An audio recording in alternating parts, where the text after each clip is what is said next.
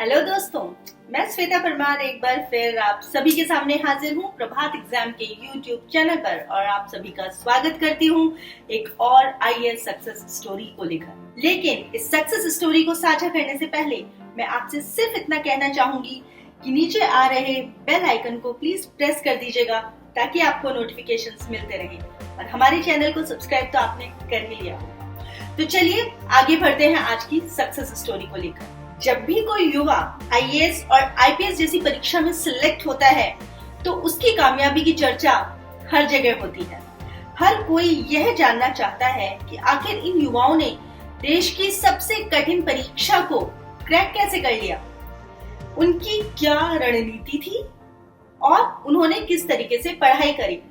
तो आज की इस कड़ी में मैं एक ऐसे ही शख्स की कहानी आपके सामने पेश करूंगी जिन्होंने बेहद मुश्किल हालातों में भी इस परीक्षा में सफलता हासिल करी। ऐसे ही एक शख्स का नाम है निरीश राजपूत। एक वक्त ऐसा भी था जब निरीश के पास पढ़ने के लिए पैसे भी नहीं थे। वे अपनी पढ़ाई का खर्च उठाने के लिए अखबार बेचा करते थे। वहीं उनके पिता के साथ सिलाई के काम में भी हाथ बटाते थे। ऐसे हालातों में भी निरीश ने कभी हिम्मत नहीं हारी, वे डटे रहे।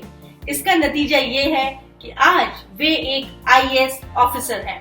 उन्होंने यूपीएससी की परीक्षा में 370th रैंक पाई थी। और कैसे पाया उन्होंने ये मुकाम, चलिए ये जानते हैं।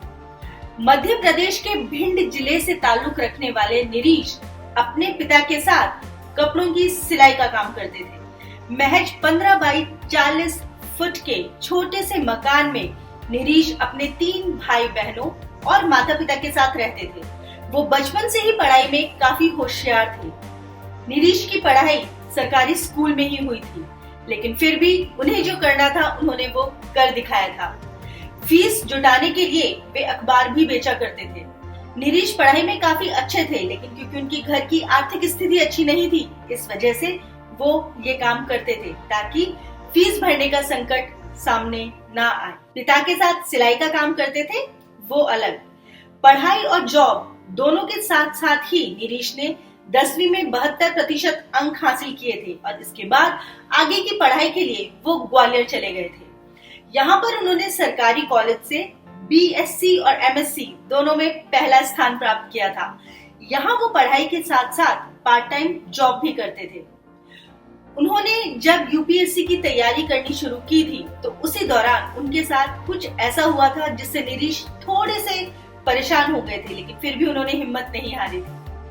निरीश ने पार्ट टाइम जॉब के साथ यूपीएससी की परीक्षा की तैयारी शुरू कर दी थी।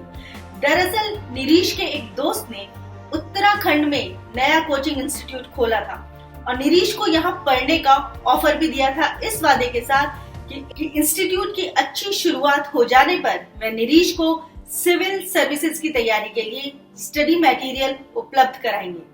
2 सालों तक निरीश की कड़ी मेहनत के चलते जब वह इंस्टीट्यूट बहुत फेमस हो गया और काफी इनकम होने लगी तो उस दोस्त ने निरीश को नौकरी से निकाल दिया। इस घटना के बाद निरीश दिल्ली चले गए।